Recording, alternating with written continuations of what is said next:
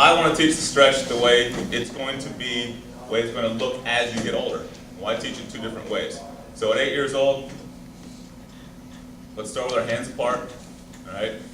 Pretend we're getting our sign. Our catcher, very simply, I know one of our coaches, the catcher will be here, and then he'll just put his glove up, and that's when the pitcher starts.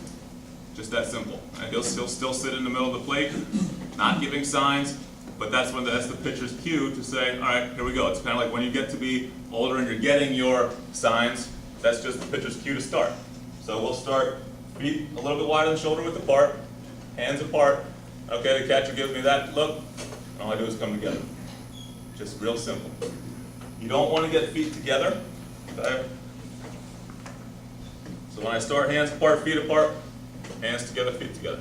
But I don't want to be closer than shoulder width apart. I don't want my feet to come together. All right? So from there, then it's just back to what Coach Nyman was saying. Balance, here, and go. It's all the same from that point. Okay? So it's pretty simple. And like I said earlier, if we're going to teach the stretch, let's teach it what it's going to look like. Now, I'm going to get a sign. Yep. Come set, balance, and go. For the younger guys, up to 10 years old, you guys are not leading, correct? Then 11 and 12, they can lead. Is that right? For you guys? That's majors.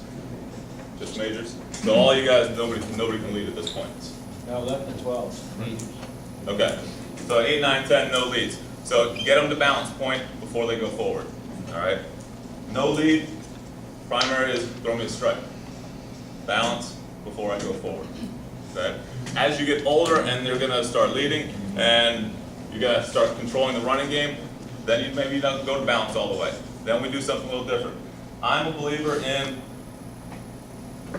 quality pitches versus worrying about the guy at first base or second base.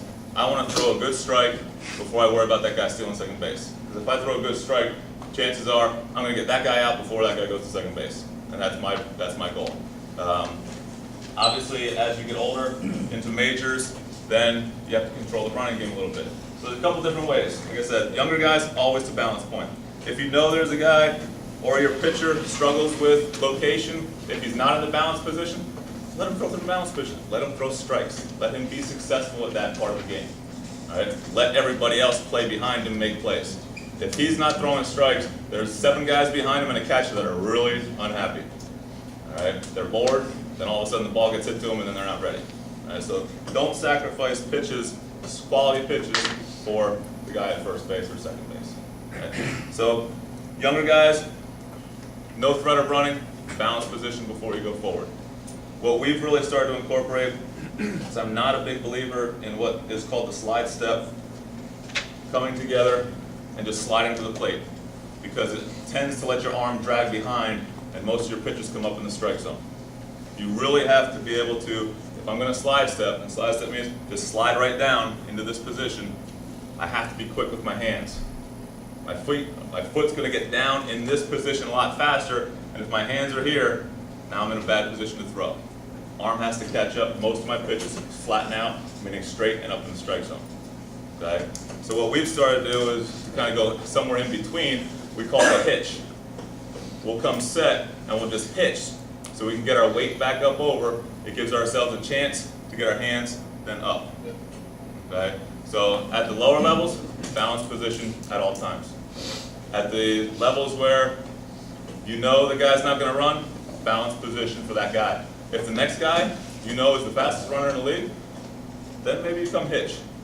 Just make it, give your pitcher a chance to get back up over his back leg and balance and go forward. All right? Like I said, I'm not, even in our team in high school, I'm not a believer in the slide step unless my guy is capable of doing it. If he can still throw the ball down in the strike zone and get the ball to the plate quicker, then I'll let him do it. Most of my guys can't do that. We're sacrificing the pitch for worrying about the guy at first base.